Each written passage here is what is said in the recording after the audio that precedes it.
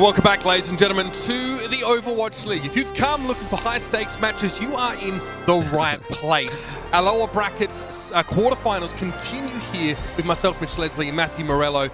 This is quite a game as the Justice look to sacrifice another LA team to their gods. Look, I embrace the chaos that has become the Washington Justice. I know, like, there's a lot of people who are kind of like, oh, how are they able to make this run? Like, why is this happening? It's a perfect storm of events, and they have been on a tear here in our playoffs, right? In the winners bracket, they looked pretty good. They end up going up 2-0 against San Francisco. They end up dropping the series. Now I think they're going to be a very scary loser bracket opponent. Right, it's wild. They kind of rocket immediately into potential top 3 status in North America. I mean, it wasn't even close against the Paris Eternal, who were, in fairness, fairly poorly positioned to perform in this current meta. Say that 3 times fast. But going up against the Valiant, it's a little bit of a different story because Los Angeles also are sort of riding high. They've been in a position where they've had to take on sort of the Florida Mayhem a couple times recently. They've come out on top, and they might play them again if they win here. So this game, there's a ton on the line, obviously, as the loser here will go. Justice fans just don't want this Cinderella run to end early. No, and we know, like, a lot of other teams that we've seen in the playoffs, like, they have lots of different looks. We can kind of, like, assume they're going to try different things. Maybe in the week off, they've really kind of refined one composition. The Justice, we know what they're going to do. They're going to play Decay on the Zarya, they're going to play Johnu on the Hog, and they're going to try and brawl it out with you. How have teams prepared to go up against this? They're the only team that's really running Hog Zarya. So what has the Valiant worked on within the week that they think will beat it? That's what I'm interested to see in the series. Yeah, I mean, the Justice are uniquely positioned to get a ton of value out of that setup, plus Johnu's Wrecking Ball with the Tuba Farah is an option that the Justice can flex to. So there's not just a single look here, but a lot of what they've showed so far centers around Decay getting all of the resources. Mercy pockets, nano boosts, whatever available, he's getting it, and that's why he's sort of delivering almost GOATS-esque numbers on the Zarya right now. Someone mentioned Sinatra the other day. He was the kind of player that also was able to dominate on that role in a meta not quite similar to this, but that definitely prioritized Zarya as much. But another role that's maybe not getting as much interest as it should be right now is the Ana role, and Aim God is one of the very best. This guy got up in the camera and did the Reaper sort of finger across the throat kind of thing. This guy's out for blood, and he's been delivering when it comes to final blows especially. Yeah, he's been crushing on the Ana, but you kind of expected this, right? Because Ana was one of Aim God's, I think, probably his best actual hero. He hasn't been able to play it at a super high level in a while. They haven't really kind of had a meta where Ana was super prevalent. So now that he's back on, Ana and Arc can go back to Mercy. We kind of keep talking about Arc on the Mercy, where he doesn't have to play a Lucio, doesn't have to go and play one of the other flex supports, right? He can play the hero that he plays at the highest level. Now you're starting to see the Justice support line really come up and perform well. So they're your sort of main storylines, at least for what we want to see from the Justice today. But their opponents, the Los Angeles Valiant, they've pushed pretty deep now into playoff territory. They started to come into their own late in the season.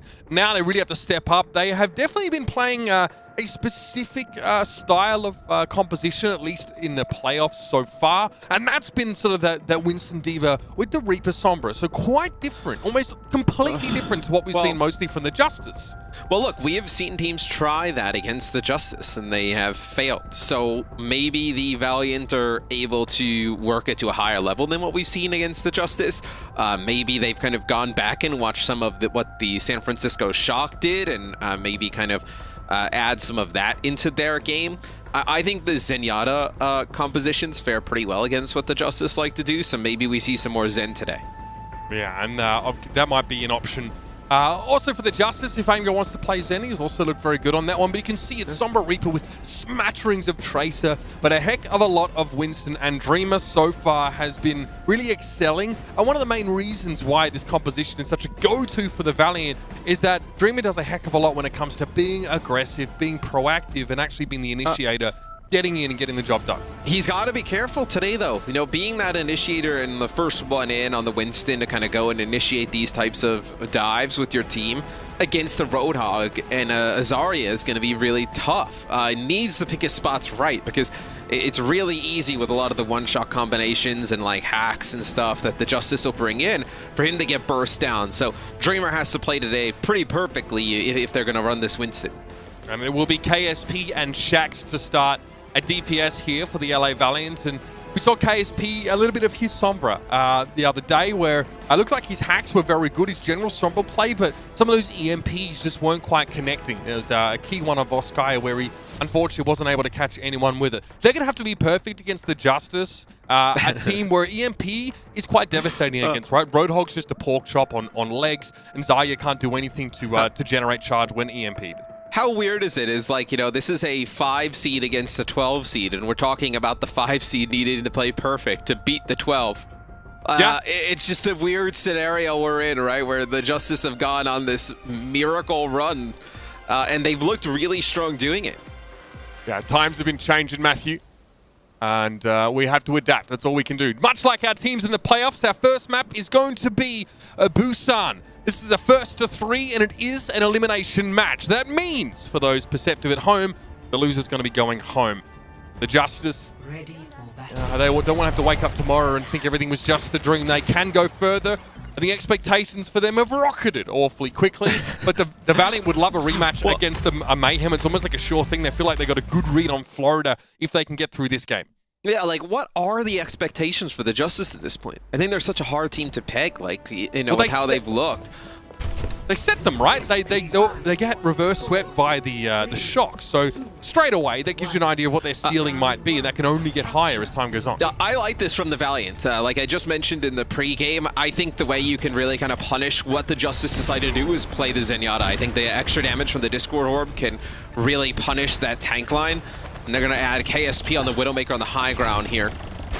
Straight away, the Justice are super wary, Matt. They don't want to deal with this Widow as well. Stitch is having to play just off angles and still able to get away. That was cute little tech from Rain. He starts the Resurrect standing next to the corpse and then floats down behind the barrier so he can't be shot. So now at least the Widow's back in action. How much can Rain do? I was going to say, they did a nice job of getting the Roadhog out of the equation, but Stitch with 3 kills here in the first fight, as the point does go over to the Valiant, but I think the Justice are going to be able to move in here and take it back. Yeah, no pun intended, but that's an explosive start from Stitch, Matt. What a way to make a statement. In a DPS matchup that generally doesn't favor you, Lastro eventually is able to work him down with the help of Dreamer, who flies on in on the Wrecking Ball. The Valiant actually control the point here after the early first cap, and now they'll stall it slightly. A Resurrect for Rain brings Shax back into the fight. A nice pile driver there, but a little bit tough for Dreamer to stay alive. He somehow hangs on though. The adaptive shielding keeps him ticking, and the Valiant bring the players back in. Lastro is ruining the Justice right now. And you see why the Zenyatta can be really strong against this. Obviously, no shielding on the side of the Justice. When the Roadhog goes through those chokes and the Zarya bubble comes in, you have to punish. And what's one of the best ways they can punish? Put Shax on the Tracer, put Lastro on the Zen, Discord Orb this Roadhog, and just start burning him down. If you get rid of the Roadhog, it also takes away a lot of where Decay can earn his charge from. KSP there, easily picking aim, got off. There are no shields for the Justice. They take a big risk playing this composition against such an accomplished hit scan player. Stitch is able to deal with Shax, but the trade is there, and KSP still has a lot of safety. Stitch has to be given his Zarya bubble right now, and Dreamer, he has to be careful. He'll settle for the trade after being hit by the Dynamite. The Justice do have some ultimates coming into this next fight. You'll have the Nano boost. See if they have to use it. I thought they were going to have to use it on the Janu to keep him alive. This will be a hack on McGravy. They get him down from the high ground. So that's both tanks out. Dreamer coming back now through the choke. I mean, that's perfect. McGravy's definitely the most susceptible to the tank lineup of the Justice. We can't stop hooks. We can't stop Decay's primary fire. An EMP would only make life harder for him. But the Justice had to work pretty darn hard to get that point. Fortunately for them, though, it's not from use of ultimate. So they're up at 15% and with 5 big abilities to go. And it's interesting they go Wrecking Ball as well, the Valiant. We haven't really kind of touched on that, but right after the first spawn, they go Wrecking Ball. And the adaptive shields make him a little bit, I guess, tankier than Winston. No shield, though. You can really punish the backline, especially Aim God, if you can avoid getting slept. Bob gets thrown on the point here. The Valiant tried to capture Shax's hack, though, so we can't blink away. And now KSP playing for the high ground. It's a bubble force to Janu, but he doesn't shoot at it, so no extra charge for Decay. And the Roadhog is a sitting duck. Dreamer goes down as Decay turns his attention with the hack on towards the point. But the Valiant can start to move on in now. They still need to be careful of Decay being charged and having the grab available, but that now the Valiant can start to strike. They get rid of the main healing. This is going to force a Graviton Surge here from Decay, Matt. Yeah, but there's no follow-up on this grab. It's a Transcendence there from Lastro, keeps everybody alive. KSP up on the high ground on the Widowmaker. If you're not going to deal with him, he's just going to start ripping faces. We've seen it all season long. Now with a Discord Orb and a damage boost, you see Stitch having to switch to match it now. That tells you so much about what the Justice are fearing right now, and KSP did unravel Washington in the previous fight. This is dangerous positioning here for AimGod. You see how close he is to the edge. Up against a Wrecking Ball composition, and yep, Johnny gets caught out. It's going to be a Discord Orb that makes life for him awfully difficult. Shax will wait out the bubble, try and finish off with a Pulse Bomb, and he gets what he came for. AimGod attempts to sleep, but the Valiant, there's a lot of good things to say about LA right now, Matt. They've scouted the Justice, they knew what they were going to play, and even inside that, their target acquisition is fantastic. Yeah, I think this composition definitely poses a big problem for the Justice. Dreamer probably goes back to Winston here at the start of this one, but it's really all about the extra damage added from the Zenyatta. We've seen it a few times when the Justice will play against teams that run the Zen on like a Volskaya Industries, but we don't see it for an extended period of time, and it does give the Roadhog trouble. Can they do it again? And I'm interested, how do the Justice react, right? I think one of the ways they are reacting is by having Tuba play Tracer.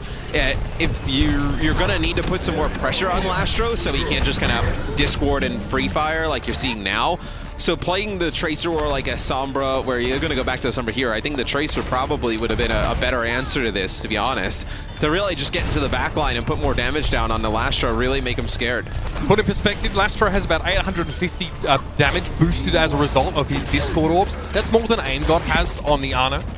Just if you want to compare supports head-to-head there. Plus, Lastro has about 3,500 damage, so a lot. Almost as much as Shax. So operating again as another DPS threat, and Janu again gets blown up. The Discord Orb always stuck to him immediately. Discord Orb plus damage boost, and then you just run down Janu.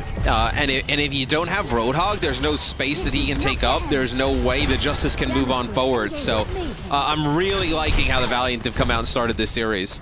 KSP pretty dangerous here. Damage boosted body shots do the vast majority of 200 HP characters' health. Stitch gets punished! The headshot, somehow Lastro involved in that kill as well. 12 eliminations. Pretty astonishing stuff, more than the Justice have of kills. Stitch has to be resurrected and brought back into the fight with that perfect work the bubble down. Shax can just take his time and force Decay to shield, then hit a big pulse. And if you're a Justice fan, you have to be kind of in panic mode. I mean, this looks like the 12 seed Justice right now with the way they started this series. And you have to wonder, where do they go from here if this doesn't work? We'll have Tuba come in with an EMP, but look how spread the Valiant can play here. You'll have a Transcendence as well to come in and kind of, clean this up. And you don't even have to worry about the grab, because look, Decay at 40%, you haven't been able to put down any damage with the Zarya because you're so spread out, and then also you're burning down his main target in terms of energy with the Roadhog. Dreamer managing to catch most of the Justice unaware, and Stitch is going to get blown up instantly, but it is Lastro that's traded out. He had a Transcendence ready. But McGravy, he's desuited right now. Yeah, he wants to end it all as quickly as he possibly can. Matt, thinking about how the Justice struggle against this Valiant comp, do you see a world where like Braun gets subbed back into I mean, what's Decay to do? Play Diva? Maybe he will. You see Dreamer knock Decay off the side. I honestly think you probably just commit to this if you're the Justice, right? The Justice do flip the point here. They do flip the point for a quick amount of time, but the Valiant will get it back. Still, the EMP from Tuba, they got rid of Lastro and they were able to res it right back up. So, doesn't get much. You still have Transcendence here for this grab, as the Valiant look to be in a position to dominate this first map. Yeah, I mean, there's no time for the Justice to build that EMP up, Matt. They've got to go now, and so they resurrect Stitch. He will split off with Arc and try and set up some high ground positioning. Dreamer will always struggle against this tank setup there, but he goes down. Still, it's traded. AimGod is down. Arc's the only one healing right now, and still the Valiant want to concede the point here. They lose Shax to Decay and say, no, we'll fight another day. Yeah, you lose one early here for the Valiant. You give up point. They had to use some ultimates. Stitch will get a kill here at a KSP on the exit, but if you're the Valiant, you come back in, you'll have a Bob to contest, you'll have self-destruct, they don't have a shield, you have a Transcendence. You're in a good spot still for the Valiant to flip this. Lastro has to hold this Transcendence, so he just can't use it willy-nilly. Tuba will be looking for an EMP here, and just try and keep an eye on where Lastro is relative to Tuba. He has to be aware of the Sombra. That defense matrix there as well. Nicely deployed, and yeah, it's going to be a little bit too late potentially. Lastro does lose his shielding to the EMP, but he's still alive. And 3 players in the blink of an eye disintegrate for the Justice. They're down to half strength, and the Valiant are using all their ultimates, leaning into this. At 99%, they're going to recapture the point, and the Justice will be in disarray, Matthew. Yeah, and I don't think the Justice, I mean, you have Tuba getting on here on the Tracer just to contest, but really, you know, the 50% the Justice earned in here, it was lots during garbage time as the Valiant looked to close it out. You have you know, Decay coming back onto the point, but still, this looks all LA, Mitch. Decay has been removed now. Angod's getting pocketed by Arc. You know, that is not a good sign at all. Jack's on cleanup duty and Stitch is removed. And this was really just a token effort from the Justice at the end of the round. They just did not have the players they needed, and Dreamer right now is sequestering the rest of the Justice back towards their spawn. What a dominant showing from the Los Angeles Valiant. And this one, I mean, you could talk about individual skill. A lot of this was strategic. Yes, absolutely. I think if you were the Justice and you were a Justice fan, this is almost like worst case scenario in terms of start, right? You fully committed to this composition with the Zarya and the Roadhog. You've kind of decided this is the way we can win. This is what we view as kind of being like the most dominant composition we can run right now. The Valiant come out and prove, you know, by adding a Zen. They have, you know, Dreamer on a Wrecking Ball for a little bit to kind of put some more pressure on AimGod in the back. But really the extra damage that the Zen provides, really made the Roadhog comp a non-factor. So where do the Justice go from here? Right now, the Valiant in complete driver's seat in the series. One thing the Justice could potentially do is use their pick in maps to kind of, you know, force away that the Roadhog comp is much better. But I almost struggle right now to think of what map they would go to. Yeah, I mean, I guess it beats out maybe a Winston composition on assault maps, perhaps. I mean, no one's maybe like a tanks. Volskaya, yeah, like something like that, right? But teams are still playing defensive Winston dive here, though, and the Valiant have shown they can also, like, Dreamer is more likely than many players to go towards a Wrecking Ball setup. Yeah, I mean, we won't see Assault for like another map, right? That's so where right. do they go next? You know, like Nimbani has a lot of high ground. Do you want to go there? Because that's like, you know, you're giving the Zen a high ground on the defense to just kind of fire across. Conversely, your Ana also gets the same treatment if you can use high ground. It's just you might not be playing any dive tanks if you're the Justice. You may not have Jano on the Wrecking Ball. If you're playing Roadhog Zarya, your lack of mobility might make it a little bit hard to attack properly. We'll have to find out, ladies and gentlemen. We're going to go to a break. When we come back, we'll see what the Justice are cooking up. It's going to have to be something spicy because the Valiant looks like they've got their number.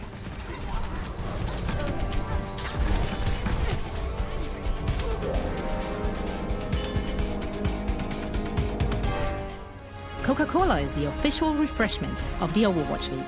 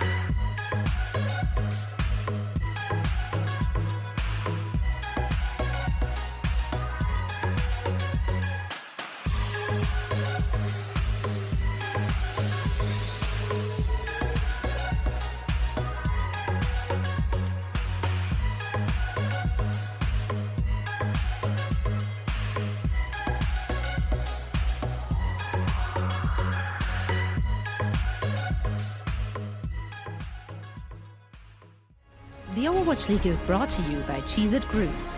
Deep flavor, deep crunch. It's a mind crunch. And by TeamSpeak, the official voice supplier of the Overwatch League.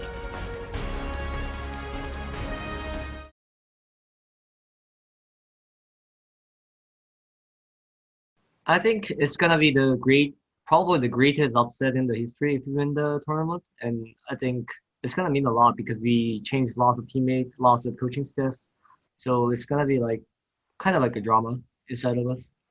We're kind of team that actually made after like this, like June or July, because since then our teammates changed a lot. Like Stitch and Janu and Decay came in, and also meta changed a lot, and we had to build up our structure with the new coach too. So it's gonna be about kind of like a drama that we changed lots of teammates, but still we can be in the same page.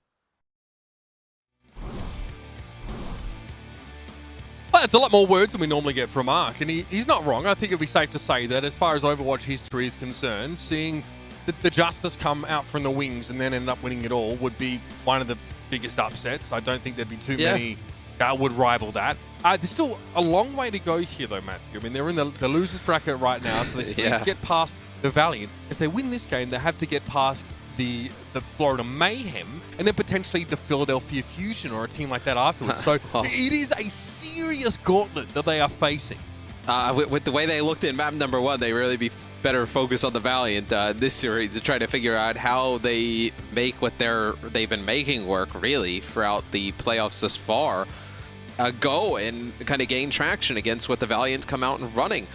The Justice, you know, after the break, we were kind of talking a little bit about the maps, and you wouldn't go Numbani here, obviously, because of the high ground control. King's Row is really their only option, which is where the Justice decide to go. But still, like, even through the Streets phase, like, they're really relying on, you know, getting those early picks and kind of snowballing with this Roadhog composition, because if the Valiant are able to set up, and what I worry here for the Justice is, like, you get a player like KSP on the Widowmaker here, kind of control the sight lines across the points.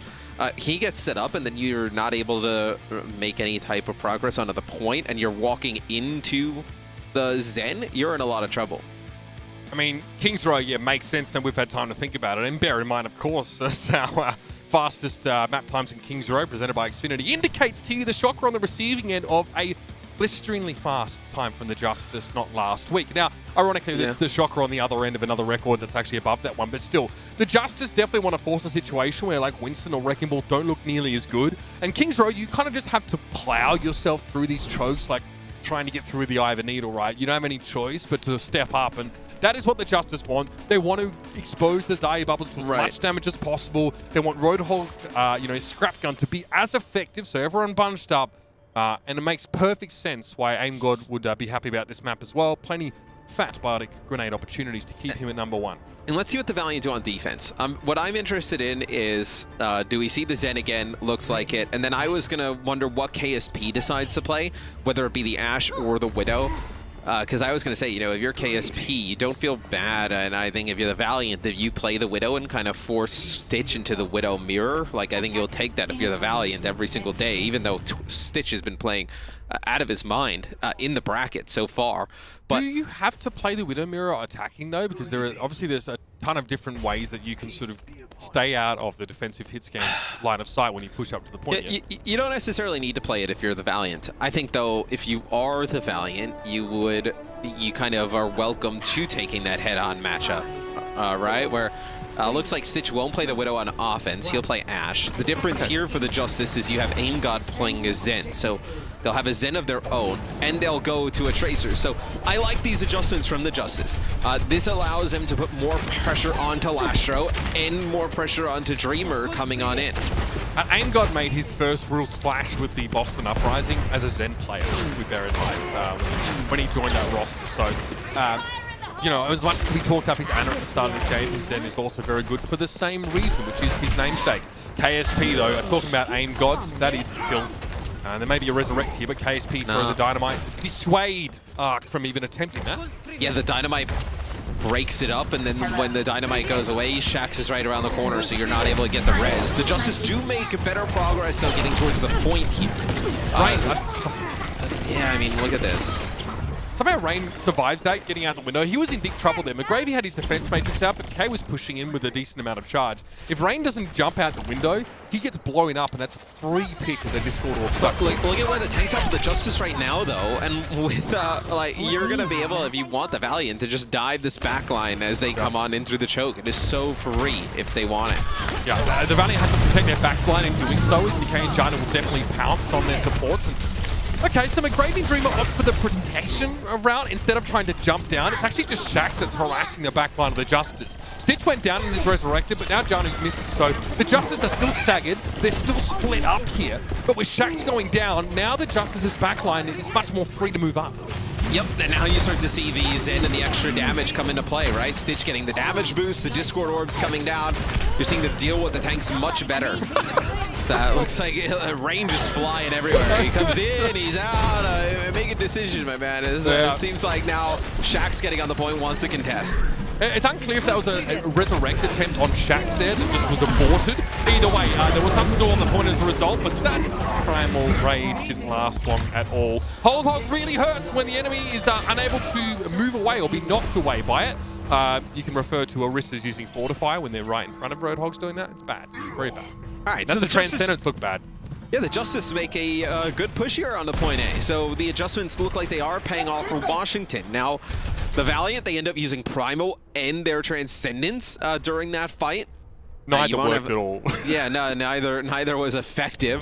AimGod will have the Transcendence for this next fight coming up. You can use this if you want to just occupy this space, right? They don't have like a grab or anything big you're worried about, so you can kind of get aggressive around this if you want, if you're Washington. Tuba already wants to push forward here. Okay, here's the dive. So this should have been expected by the Justice. Now you can see that Janu accordingly just backs up. The Transcendence is in play, so the Valiant need to stay alive or get out one of them. Unfortunately, neither of them seem to be happening. Oh, that hook from Janu. Shax looked like he made it around the corner, but you know, we know our good friend Roadhog. Sometimes he makes magic happen. The hook comes flying around the corner, pulls Shax on through. You deal with KSP now. Now the composition's starting to get rolling. Once it starts to snowball, this is where this composition for the Justice really starts to make waves. And this map, part of the map especially, is so brutal for the Valiant to try and play this composition in. There's just not any good vantage points for dive, and once you do dive, it's really easy for the enemy team to break line of sight or wrap corners. This part of the map is where you can get potentially more done because you have sort of natural, quote-unquote, high ground for defenders, but you have to take it first. And a Widowmaker opportunity. I like the Widow switch. Yeah, the Widow switch is good here. Take advantage of the fact they have no shields coming through these chokes. Let KSP kind of try and take over the game in a way, right? You have a lot of squishy targets for the Justice, you know, with the Ashe, the Tracer, the Mercy, the Zen, like, you know, a headshot on either of those finishes them off. And you see now, though, Tuba putting a lot of pressure on the high ground. Stitch ends up falling off somehow. Yeah, we don't know how that happened. It may have been Dreamer knocking him back, but it looks like he sort of just walked over, so not good. The Justice really needed Stitch to be active in that fight. He'll come back from Spawn now. Still the cart's moving, so the Justice good on him. They actually keep pressure while they're missing their main hit scan. But KSP needs to start clicking heads really quickly. AimGod is removed. That's a little bit more safety now for Dreamer, who wants to dive without Discord being active. And the other big threat to Winston's also gone. Janu's off the map. All right. The Valiant, though, they stabilize. Few kills here. They'll end up wiping the rest of the Justice. We still don't know really kind of what happened with Stitch there. It's a huge loss. I mean, it's just bad. Yeah, it's bad. So both Valkyries used during the fight, but the Justice come in. So you have this Grav. Grav probably forces out Transcendence. Do you end up trying to like maybe get the Transcendence out in another way before Grav? I think that's kind of what you're looking at here for the Justice in this next fight. How do they get rid of this Transcendence? Where do you land a big Grav? I want to know where Lastro's playing from. You see, he doesn't have great sight lines to actually punish Janu with Discord and Orb damage. Janu can actually stay out of LOS for much of this time. That Bob will get ruined because of Discord Orb. And Tuba might attempt a flying pirouette pulse bomb stick extraordinaire move. And it'll be pressured by McGravy, and he actually recalls right in front.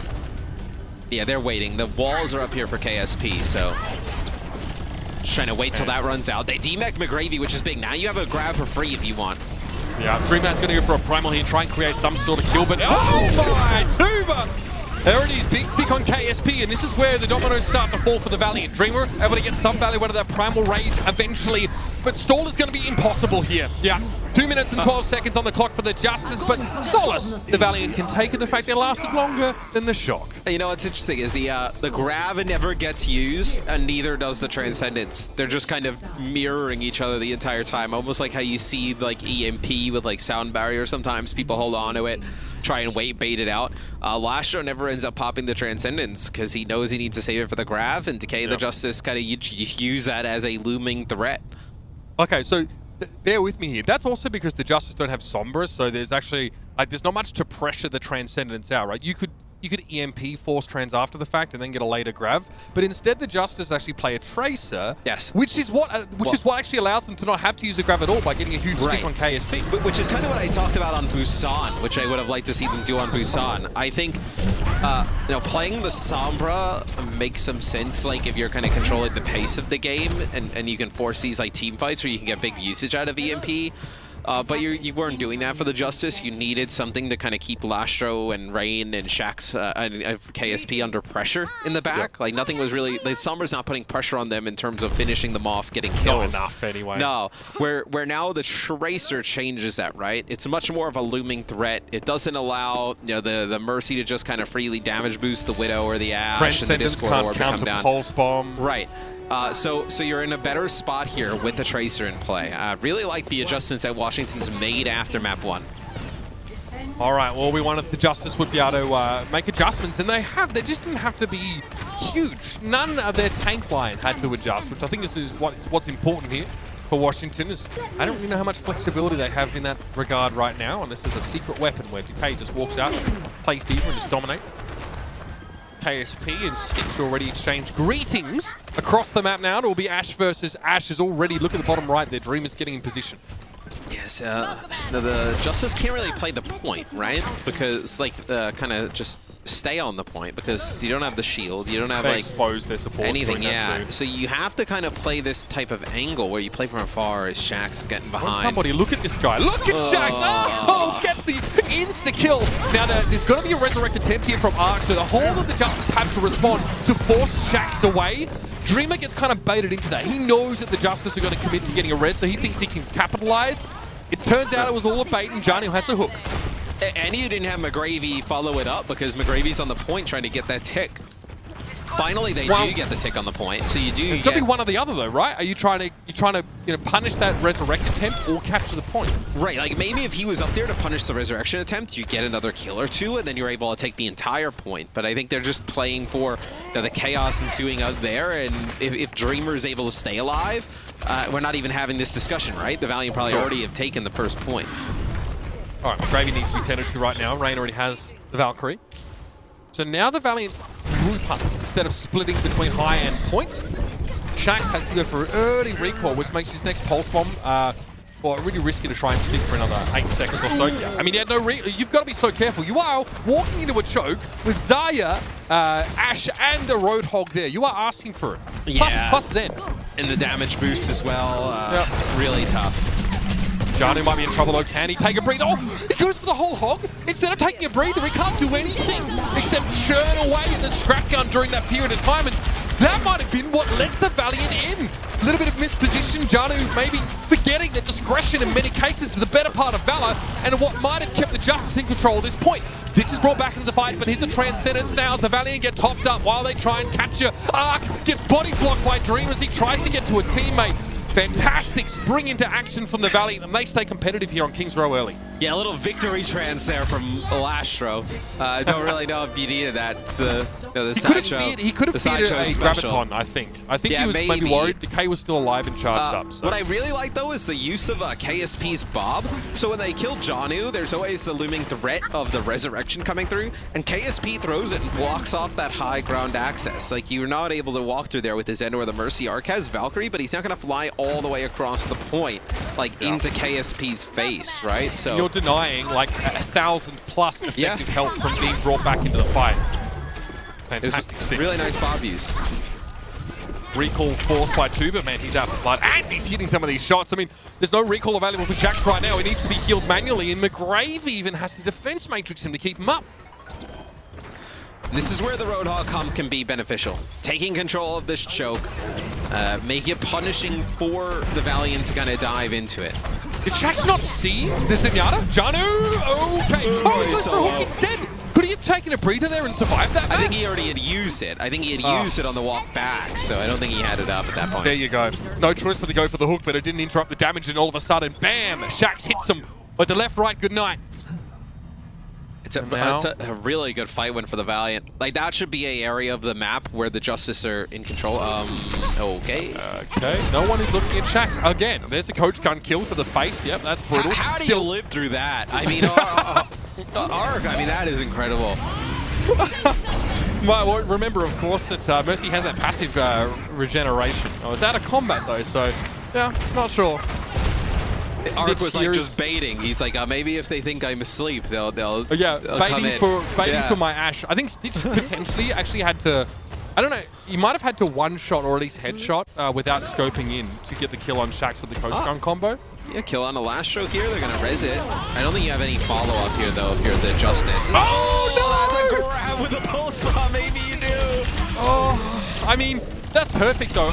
Decay identifies that the Valiant committed hard to that fight. Oh, man. And once they start the resurrection, the grab comes through, like, right after. Oh, no, the pulse bomb is massive. Let's take a look at this. You know the Valiant are going to protect the Resurrector, right? Well, yes. Oh! McGravy had Defense Matrix out! That's ungodly that you get a grab off there. Yeah, and he had to use Defense Matrix as well to protect the res. So you knew that the Defense Matrix was like wearing low, and you had a window where you would have been able to use that grab, and Decay times it perfectly. An actual mastermind of the game. Fantastic deduction there by Decay. It's going to bring the Valiant to a screeching halt now, and they got a minute to work. Still, they're falling further and further behind in time bank now. Here comes the whole hog from Janu, who's otherwise going to be very vulnerable. Shax was hoping to stick a cheeky bomb to him while he was busy channeling that ability. But KSP, he's dealing with so much pressure, and he's coming out on top. 2 quick kills, 1 a headshot on Aim God. And it's like this again, the Valiant flick a switch. They win a fight they're not supposed to. They didn't have to use the Transcendence in that fight. It's ridiculous. You're still in a great spot for Washington, though. No reason for Washington to just kind of panic just yet. What they need to do, though, is they need to go take a fight fast. They need to get a fight fast. They need to get some of these ultimates out, and then they have to come back at the final minutes, right, or the final moments, and then win that fight. That'll give them the best chance to hold here on defense. But if they push too aggressively, they get owned by this high ground control the Valiant already have. Yes, but what you're trying to do is get the ultimates out here, give yourself an ultimate advantage for that final fight. That's a huge pick off there for Stitch. Yeah, sometimes damage boosted headshots are pretty good, especially against enemy traces. Shax has to be resurrected here, and in Tuba's absence, there may be an opportunity to Valiant just to couch themselves with a bit more progress here. Janu got caught away and out of line of sight from Decay, who's close to a grab, but whatever time. Oh no! Aim God goes for a late Transcendence. Even without Janu on the battlefield, he wanted to keep Decay alive for the Transcendence. He was too late. Shax again taken down by Stitch. That's the only reason the Valiant haven't already finished the map, is these shots on that Tracer. But Tuba's missing. Now it's going to be Janu coming on the wrecking ball to try and stall him. The Batiste for the Immortality field. It's a time buy, nothing more. Lastro here has the Transcendence, but he's holding onto it. McGravy's going to go for a mech reset, but he won't need it. The Valiant get the map done. And the Justice again, it seems like every time Janu gets caught out and burned down, the floodgates open, and the Valiant surge forward. Yeah, they played that pretty poorly at the end there. They just gave up so much space, trying to use the Transcendence to keep Decay alive. But that's kind of what I was talking about. You would have loved for them to take an early fight around the first corner, let's say, or even, by that doorway where the Mega Health Pack is. Lose it, right? And then by the time you come back off the spawn, you can get a Transcendence out of the spawn. You have your grab, you have Bob, you have a bunch of things to kind of extend the clock at that point. They're never able to really get to that point, the Justice. They just kind of give it up. So we'll see now with the Justice on defense. They do still have an advantage in terms of the time bank. 1:03 on the offense here with a Valiant. Really, you're relying on the Zen Mercy damage boost Ashe, maybe with some finish off from Shax to get a first pick off.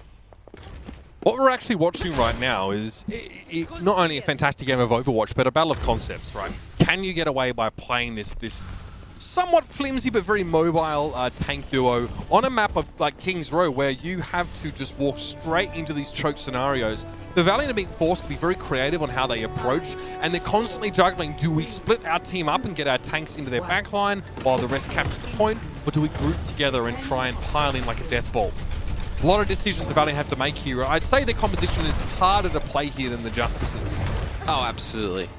I think you see the dynamite damage come through from Stitch. Put some shots down, as you see already, like, 20-30 seconds going to be off the clock here from the Valiant before we even kind of get our first fight. Stitch, yeah, he does not want Shax to creep up on him, although he probably won't be the target. He ain't got a rock. So McGravy pushes into the choke. He only has Harmony Orb healing right now, as Rain doesn't want to push that far. He wants to keep pocketing KSP if he can. Shax the tuber, pressuring him this time. Oh my! No chance for a recall. Maybe it was already used either way. It looked like a Discord Orb was involved or some damage from Lastro. Either way, great combination. Now with Janu going down, things look dicey for the Justice. They're able to pick Shax off, but his job essentially was done.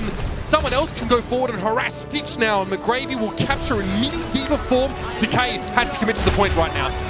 Yeah, the Decay is going to drop. You also have Tuba coming back, so this is definitely not over Sweet res. for the Justice, as last show get taken out, so the Justice able to come back in this fight. They do lose a few players early, but just the sustainability of their composition we have, players just kind of throwing themselves on the point here for the Valiant. But this should be a hold from Washington. 45% taken there for the Valiant. So the bar kind of set of where Washington needs to go to tie up this series. Oh. I mean, it definitely looked like the Valiant were going to be able to open things up there, but perhaps the kill on the Tracer isn't as high priority when the enemy Ash is still there, still damage boosted. I mean, Aim God just picks a kill out of a hat there, and even though they have the spawn advantage, the Valiant can't apply any more pressure. I mean, Stitch still able to sit on the high ground with the damage boost. I know you have Aim God playing the Zen as well, just able to put so much damage down with that high ground control. We saw it for a little bit. It put Dreamer and McGravy in a tough spot because they're on the point trying to contest. They're trying to bait the players to jump down, but they're just taking so much damage. I know you even have the Zarya beam down from the high ground, so a really difficult spot for the Valiant to be in there.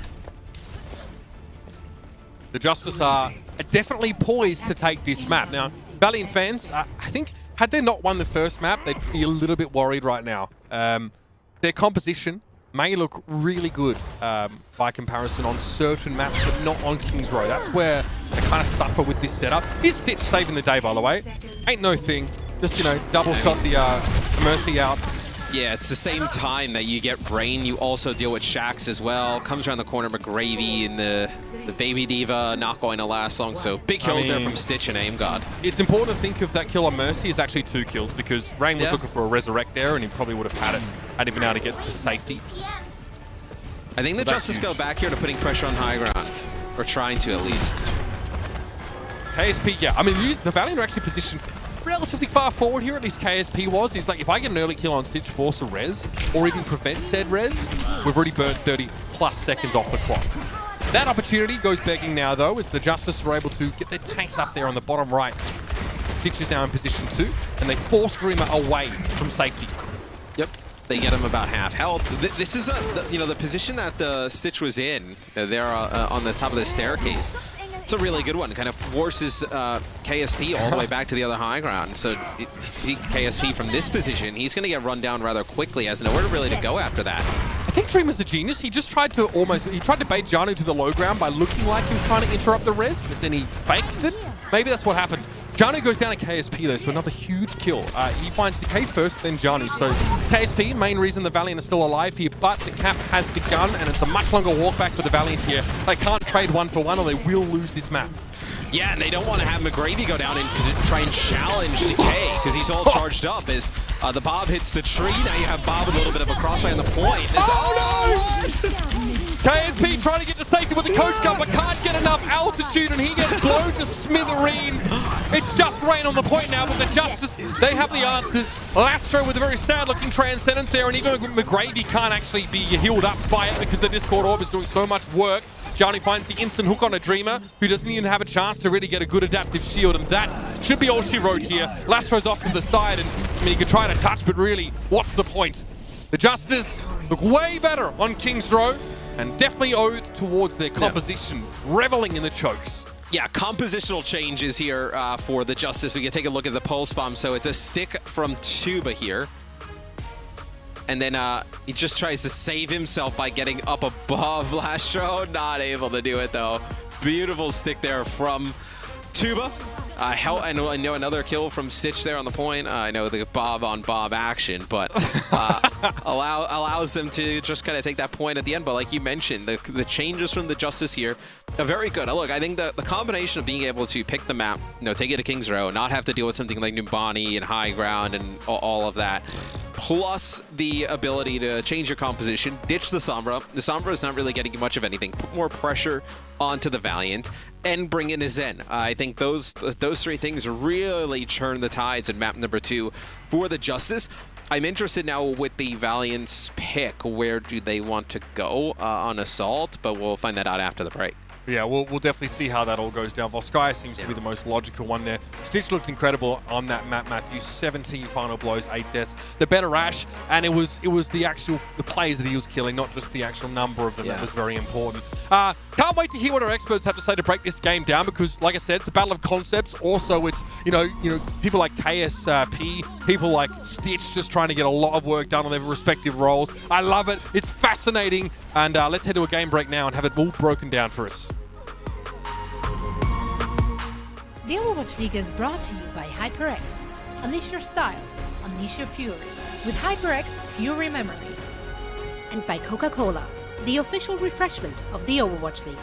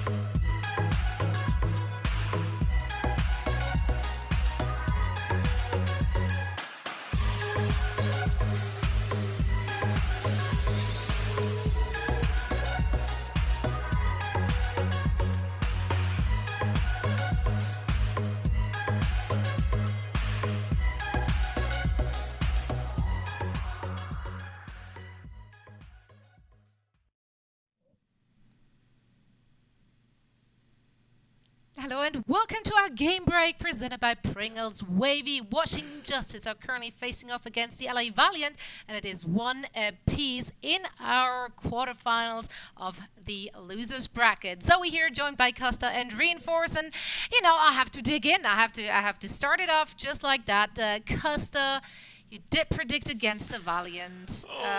Very surprising, not just for us here on the desk, but also for the LA Valiant. I think some feelings may or may not have been hurt here. Now, Valiant did run away with the first map. They did make some adjustments. We didn't see them on that Reaper Sombra. No, they came prepared with something else. What are your thoughts? Do you have any regrets? How are we feeling right now? I don't have regrets.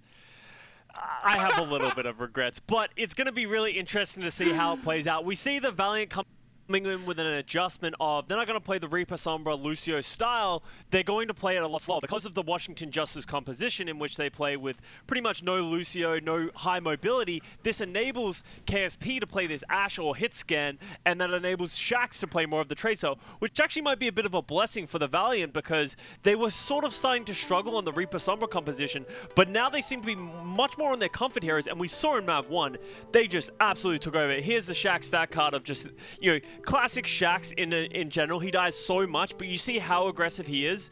It worked a lot better for him in map 1 when we went on to Busan, and he was just able to walk around the team. They didn't really have an answer to dealing with KSP and Shax at the same time. Whenever you shut down one, the other picked it up, and then you have Lastra on that Zenyatta. They're all on their comfort picks, and I'm curious to see if it's going to work. I think the answer of this match is going to come down to map choices and map compositions, because obviously we go into King's Row. That's nowhere near as good for the composition that the Valiant want to play. Yeah, and this is a welcome change, of course, to the Los Angeles Valiant. We highlighted in the pre-show how they've only played Sombra and Reaper so far this playoffs, but that was more of a call for them to actually change up their playstyle and actually play different heroes. So them playing more Ashe and Tracer and more Widowmaker and Tracer, I think this is what we really wanted to see from the Los Angeles Valiant in this matchup to try and counter the Washington Justice. As you pinpointed, Busan was their map pick, and I think, it obviously catered a lot to their playstyle, and you saw them be pretty dominant on that map. But then we had it over to King's Row, a lot less angles to play with, and you saw as a result the Washington Justice being able to play this Road against Sora compositions and just get way more value from their tanks. And also I thought that Stitch did a pretty good job at finding great angles for his Ashe as well, and played the matchup against KSP pretty well in that regard. So this was a map that Washington Justice were favored in, and I think they displayed exactly why. But I think this is a very interesting match that can go a lot of different ways when we come to our later map picks, because I think on map 1 and map 2, I think you've seen both teams really cater to their comfort picks, both in terms of maps but also in composition. So a great matchup on our hands here. I do wonder though, Costa, maybe you can share your thoughts here. King's Row being the Washington Justice map pick, do you think that was partially picked due to the composition they saw Valiant running and to try also shut it down in that regard? Yeah, absolutely. King's Row is a notoriously linear map in the fact that there's not a whole lot of flanks, there's not a whole lot of room to work with. And what that does for the Valiant, it means that they have to streamline and walk into the Washington Justice tanks, and that's a really big issue for a player like Shax, who I think really struggled on King's Row to get viability, because he's just, you saw him, he got caught without his recall, he got caught trying to go into the backline, he couldn't really have that freedom to work around the map like he really wants. So very good choice by the Washington Justice going on to King's Row, and I'm interested if they can do the same thing to Shax moving on to other maps.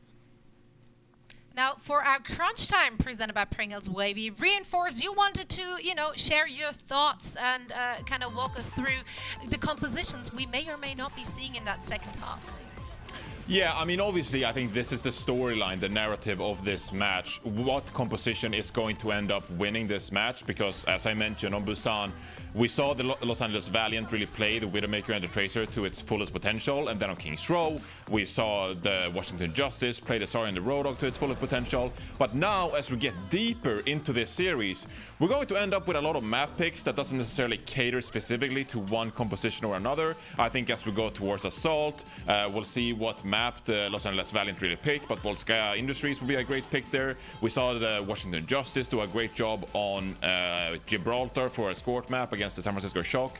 So I think it's going to be interesting to see how this matchup progresses as we get deeper into the map pool. Now, the 5th map, obviously the Los Angeles Valiant have an advantage because they won map 1. So if we end up at map 5, it's likely that we will probably see the Los Angeles Valiant pick the 5th map, which is going to be Control again.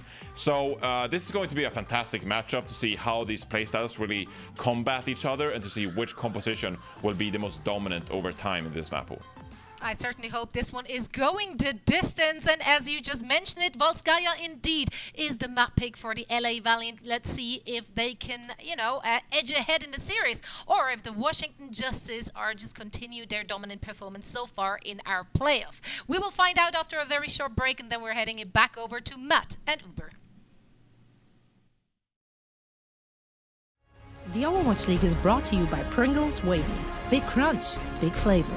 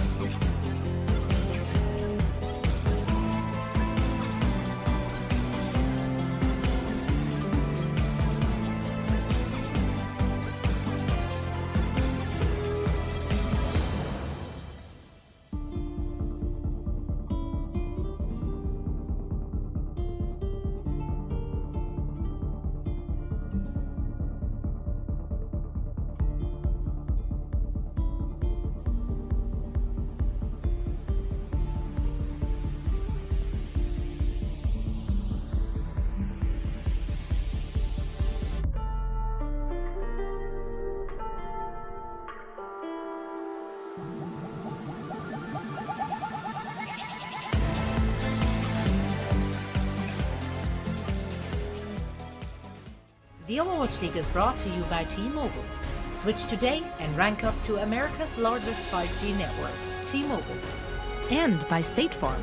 For auto, home, or renters insurance, like a good neighbor, State Farm is there.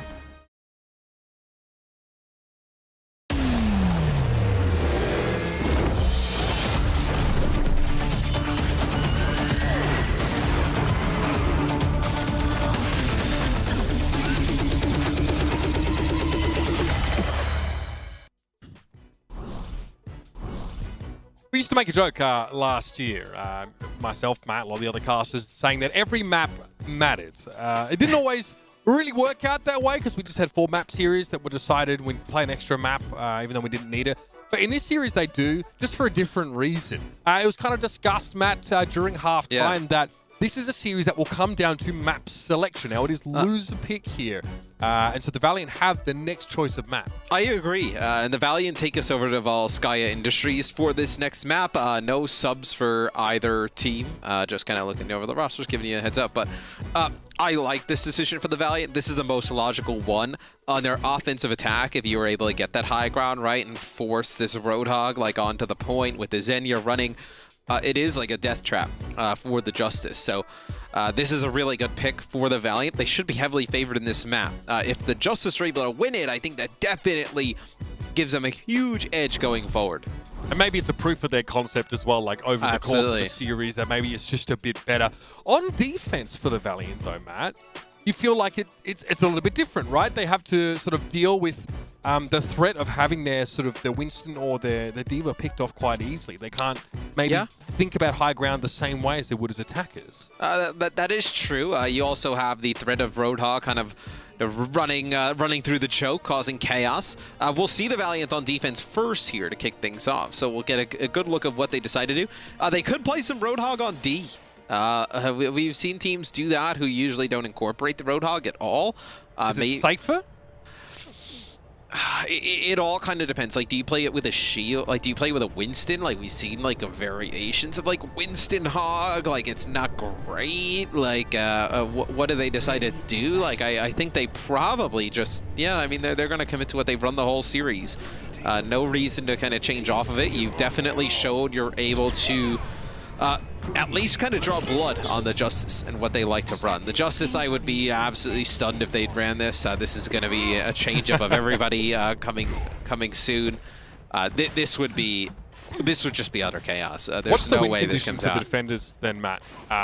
You know, assuming we see the same from Washington, what do the Valiant have to do? So the Valiant want to like give up almost like space of the choke, right? Like they know they can't kind of contest the Roadhog in this small choke. They just want to put some pressure on, get some damage as they come on through, and then rely on their mobile tanks to deny that high ground from Stitch.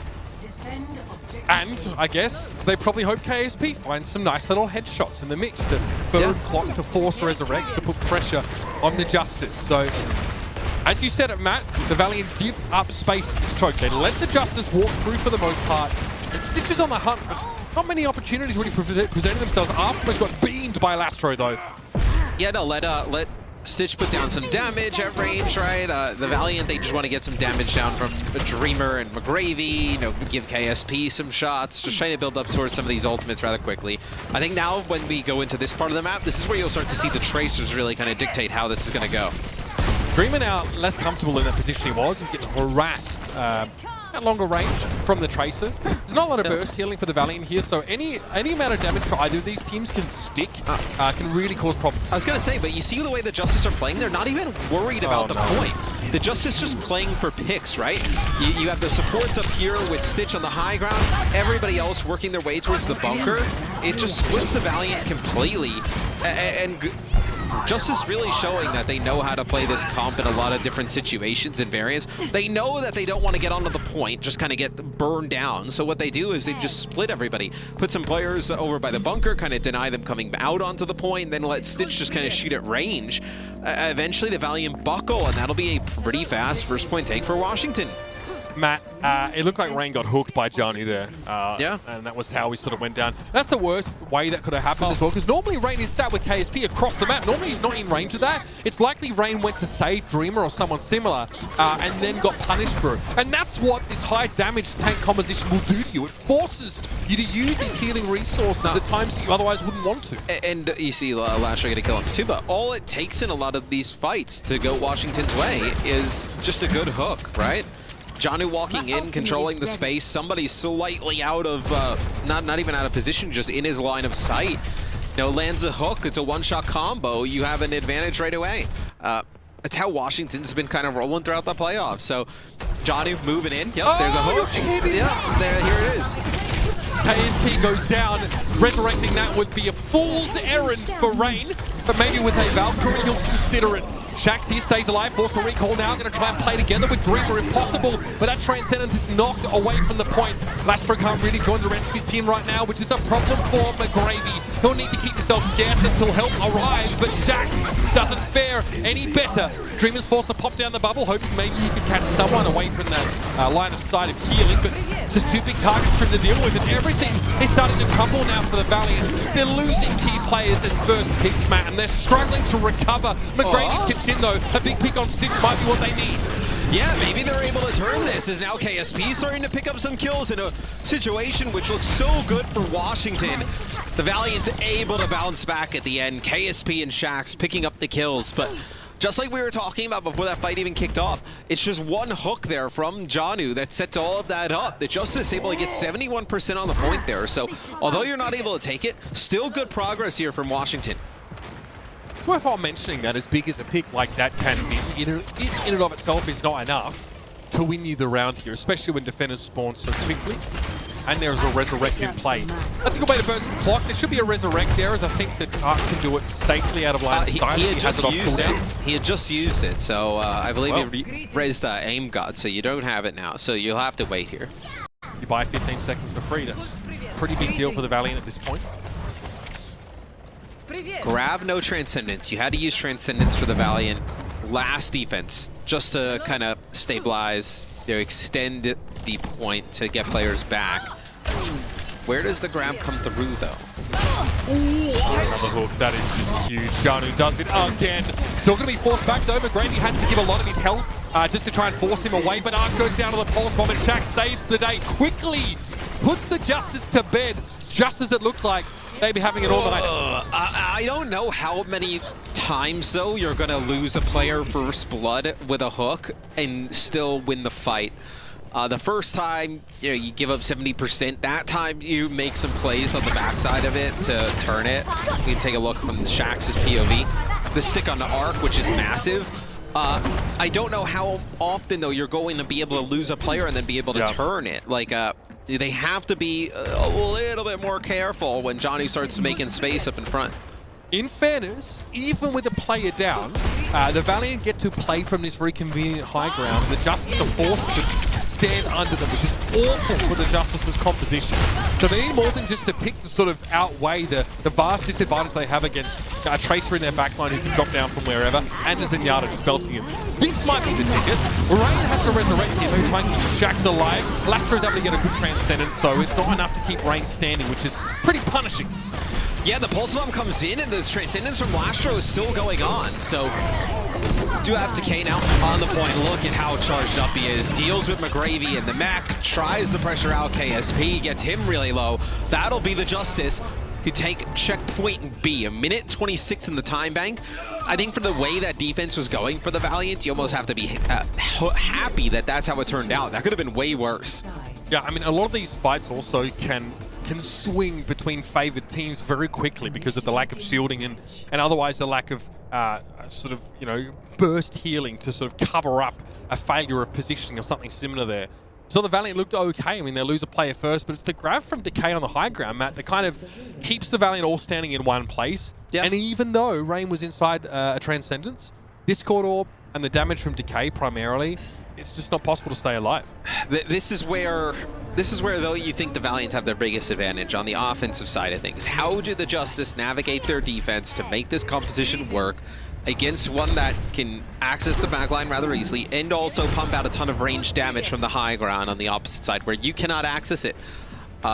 This is going to be the real test for the Justice, especially on point A. Point B, I think they can make this work way more effectively. Point A defense is going to be tough. Worth pointing out, as Scott said actually at halftime, the Valiant, they have a composition, right, that can potentially outmaneuver the Justice, but it is slower than playing Lucio Moira. So getting the advantage in positioning, they don't have a huge leg up in terms of the speed. They're still working, obviously, with the Zen Mercy backline.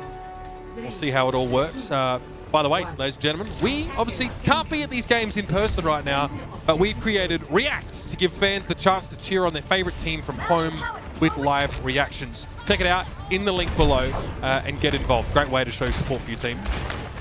The Valiant now with 3 minutes 45 and a clock, Matt. They can use it. Yeah, no, the Justice, the 12 seed, still looking alive as a Cinderella kind of story in this playoffs. Is see, they're trying to get the high ground here. What is this? We have a little bit of a flank coming in here from Janu and Decay. You're going to lose Decay. It's a big loss. As they tried to kind of catch the Valiant pushing towards that high ground, maybe sleeping a little bit, and put pressure onto the backline. Now the Valiant, I guess, no better than where they started. They can still try to work onto this high ground here, but the Justice go for this like aggressive play, a fast play to remove a key individual from the Valiant. It burns clock. It definitely does what they wanted it to. Eventually, the Valiant have to drop to the point here. Look how many resources you have KSP getting on the high ground here. As Tuba will deal with him. You have Stitching and Lashro, but I know KSP had the defense matrix up there. He had the Zen, the Mercy. So you are getting some point progress here as Lashro's brought back into the fight. Shax goes down now with AimGod getting brought back. It's a player swing of 2, so the Justice are full strength presently. And this is it. The Justice are happy to bait the Valiant into playing around this hut because they can get a lot of value out of Discord Orb, plus Stitch that on the high ground. So the Valiant, if they want to outmaneuver, they actually might need to conquer the high ground in its entirety. As Tuba's pulse bomb goes by the wayside. KSP blows him up. Yep, as soon as the recall comes in, they know exactly where he's going to be. Zen, Mercy, Ashe, all that damage going to take out the Tracer rather quickly. You lose Stitch now as well, which is massive. He had the Bob. You're going to have to burn the res on him, though.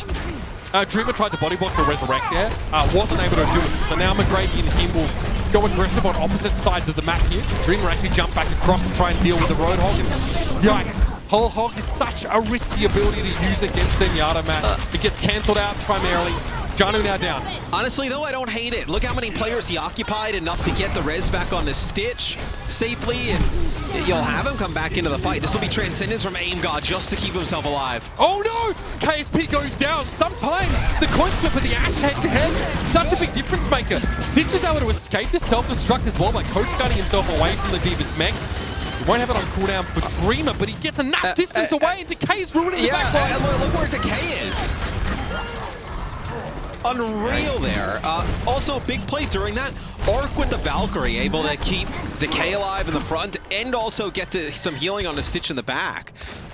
Really allowed, big Mercy ultimate there, allowed the Justice to get a defensive hold.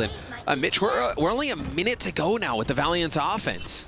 Yep, and the Valiant can't do anything without Dreamer. They have to wait for him. This lets Stitch actually wrap a little bit further around than he otherwise would be able to. Just needs to watch out for Shax, who'll be gunning for him.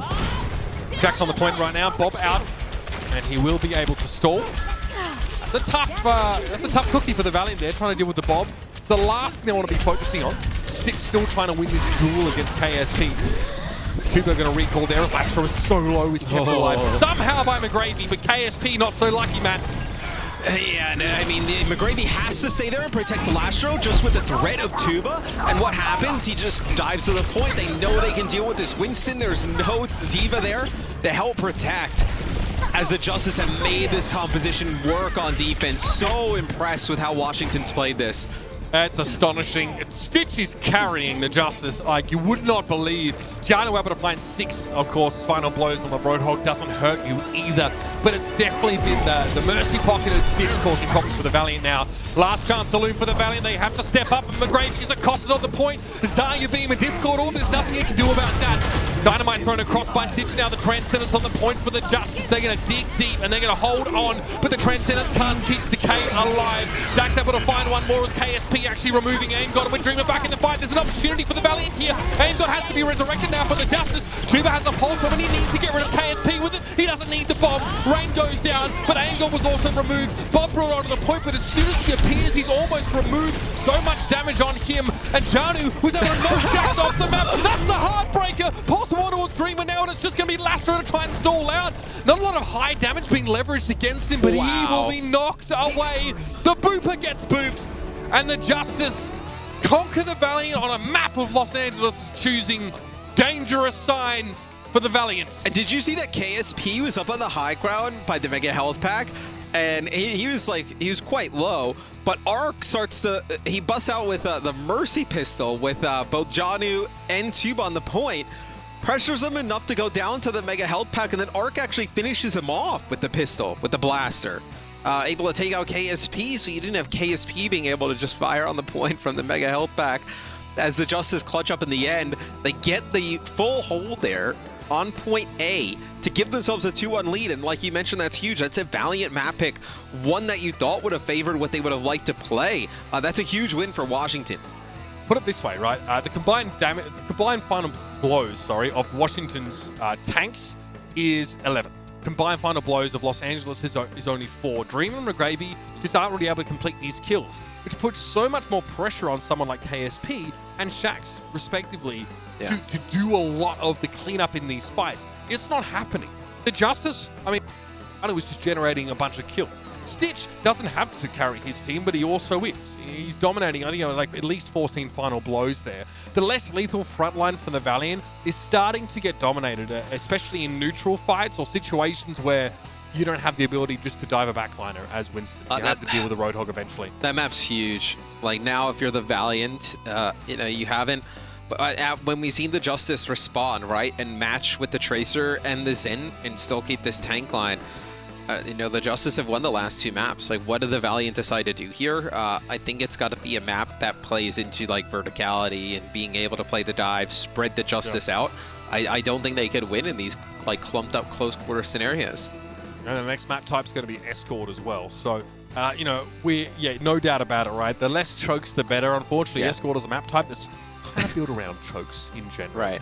They're gonna have to deal with this composition. The Justice have shown that outside of the tweaks that they made after map 1, they don't have to switch up. They don't have to change their composition at all now. They're happy with it. The Valiant are the ones that have to come up with something new to pressure the Justice, or this will be all over and their season will be done. We'll be back after this with what The Overwatch League is brought to you by Cheez-It Grooves. Deep flavor, deep crunch. It's a mind crunch. And by TeamSpeak, the official voice supplier of the Overwatch League.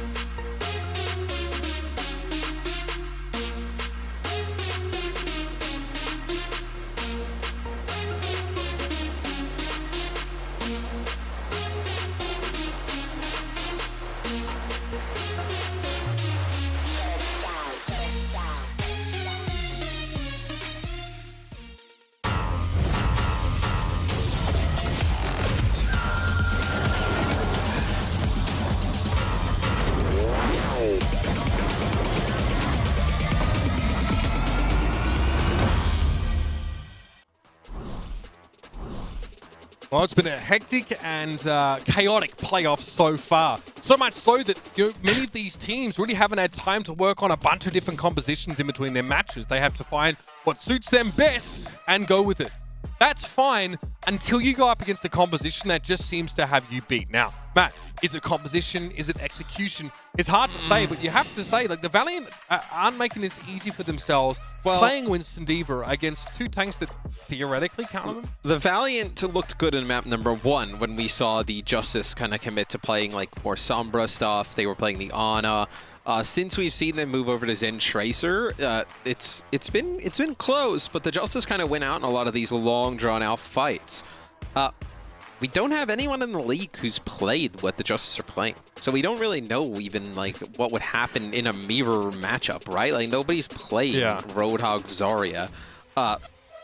Teams have really kind of settled on the dive, like kind of come around on this dive. Dude, I just want to throw back to that Unco tweet saying that Road Zarya is not the best composition at all, that people are just not using their imaginations. The Justice don't have to be imaginative if they just do it right, you know what I mean? Well, the Zen for the Valiant was clearly effective map number 1. I don't think we can see an argument against that. It's just once they've matched the damage with their own Zen and their own Tracer, that's where we've kind of seen them not...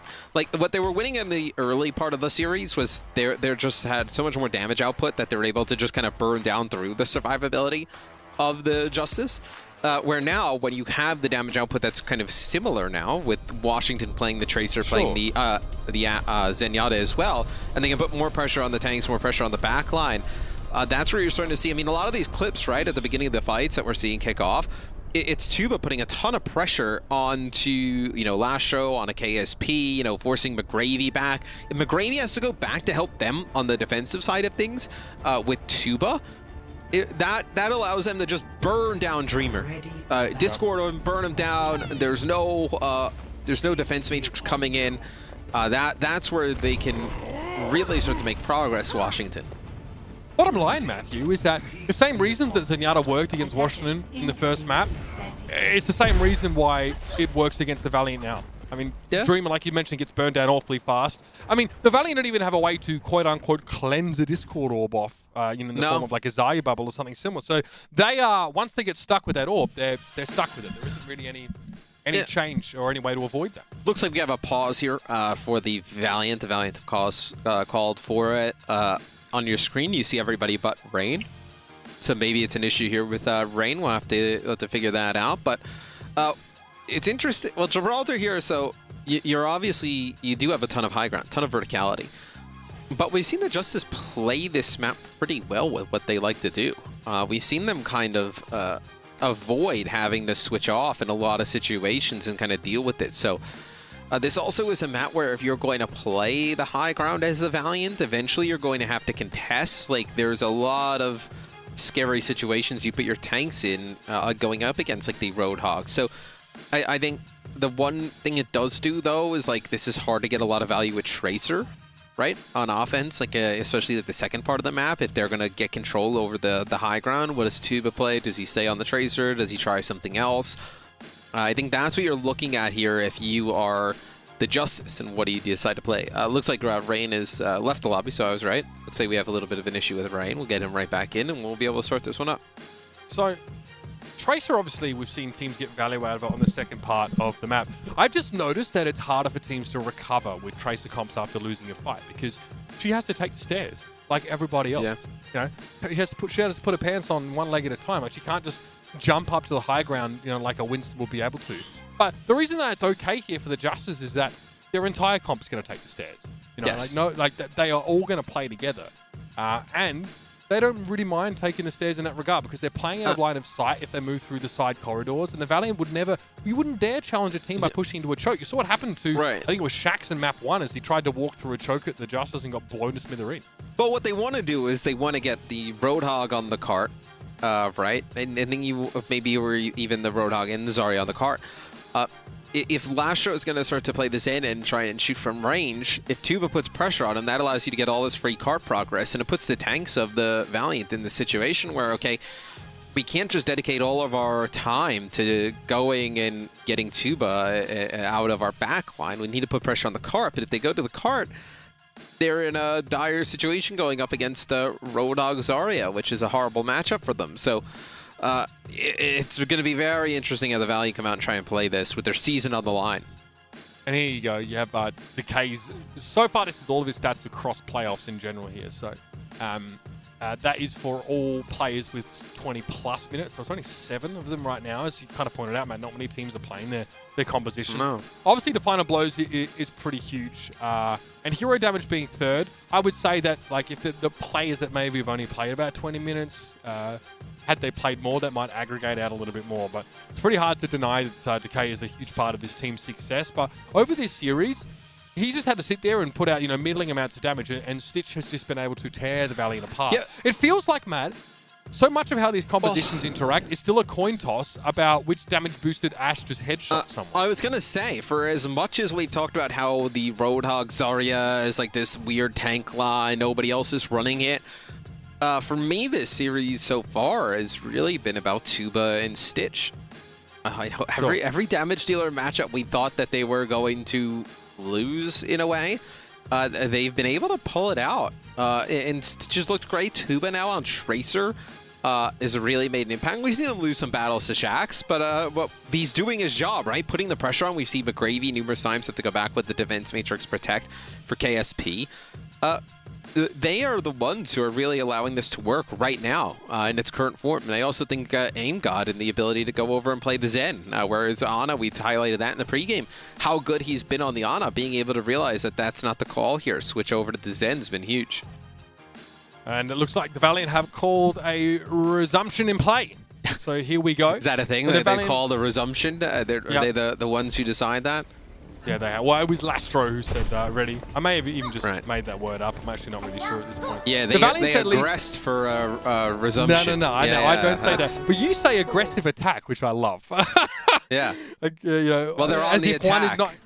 As if one's not implied by the other. Well, you can attack not aggressively. You can be extremely passive on attack. So it's possible. You can play slow on attack, right? Yeah, I guess, but it's always implied that there's a component of aggression because you have to be proactive, right?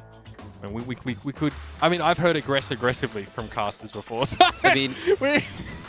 Yeah, I guess, in my opinion, sitting on the cart and waiting for people to come isn't really attacking. It's just kind of waiting. That's true, but they are approaching the enemy team in one way or another. Well, so it's like, I mean, they're being forced to approach by a moving objective, but I think we can here's argue that. Are they moving the car, or is the cart moving them? In a ways, they're kind of doing it's both, right? The cart is forcing them to move, but they are also forced to move the cart. So they're tied in a way that they can't avoid each other. I would say if you're standing in front of the cart, getting pushed along by it, then the car's pushing you. Otherwise, if you're standing within close proximity, you are quote-unquote pushing the cart because it's not programmed into the game, but you're probably physically pushing it. That's what the characters are doing. That's what I believe. Well, here's my thing. I've never pushed the cart. I've never done the objective, so I would never know how that works. I'm petitioning as well for Zarya players to get extra cart speed because she's just swole. Like that NFL training camps where they're pushing along like the mock blockers. That's what it reminds me of. Oh, they blocked anyway, Johnny's dead. Yeah, they blocked Johnny up in there. Dreamer, got up in the doorway.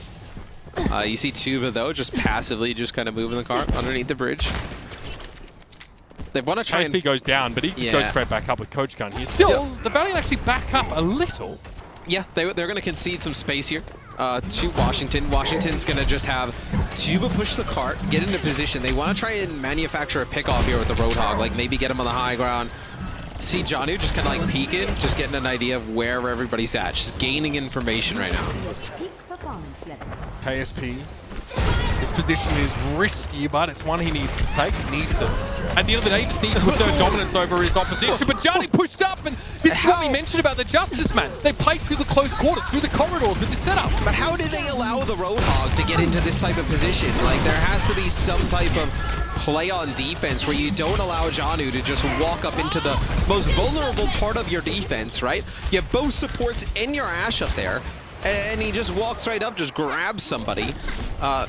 Fantastic offense so far from Washington. I think it's a little bit confusing there for the Valiant on defense. Well, how do the Valiant stop the Justice from taking the server room if they're playing as a deathball, man? Well, that's another good point. Arc will use the Valkyrie here, potentially just trying to get the Justice over the line as the card's really close. They can't go into server and exactly challenge it because they don't have their Ashe there with them, and they can't allow the card to move. This will be a Bob on the point. KSP gets one, so the Valiant not out of it yet. You could not have asked for better transcendence timing there. Tuba lost a big pulse bomb, and then the Valiant able to push back out here. with Lastro's Transcendence. Very close, the car was. Yeah. 1 meter or so. And now the Valiant say, okay, that was bad. The Justice pushed up the high ground and just stuffed Johnny in our faces and got a big hook. So how do we stop this from happening? How do we punish them for getting so close to us? Well, if Johnny jumps and takes that high ground there, like Dreamer can't stay. Like he has to kind of concede that. If I was Washington, get a pick on KSP, I would play for the high ground, let Decay kind of beam down, put pressure on McGravy, see McGravy as a Discord, and then get a big grab in. Okay, not quite connecting the way you would have liked Shax. There was a Transcendence in play though, but Aim God was elsewhere helping the tanks out. Johnny's still going to go down now, and it's a Graviton surge to the high ground. Stitch needs to find the headshot, and Lastro's already gone down. The Justice, they get Decay to farm grab, and they hold everyone in place. That fight could have gone differently though if there wasn't a first pick from Stitch. And they don't, Washington doesn't ever give the Valiant an opportunity to get into this backline now that they've switched, right? They're playing way more kind of clumped up outside of Tuba. They're all kind of moving as a unit up to these high ground positions. So I see Decay, he'll get on top of the ship. So, another pick from Stitch, dude. He is out of his mind in the playoffs. Got to be a Resurrect now, but no one's helping McGravy, and it's a fully charged Decay. Yep, the card's still moving as well. It's going to be a primal here from Dreamer just to stay up. He's going to die instantly. Yeah. Instantly! The Bob and the choke. So they deny this high ground straight away. You still have players here. Decay may go in and finish some of these players off. Yeah, I mean, he's being a bit careful about it right now, but he is charged up enough to be at a 1v3. That is the second checkpoint already.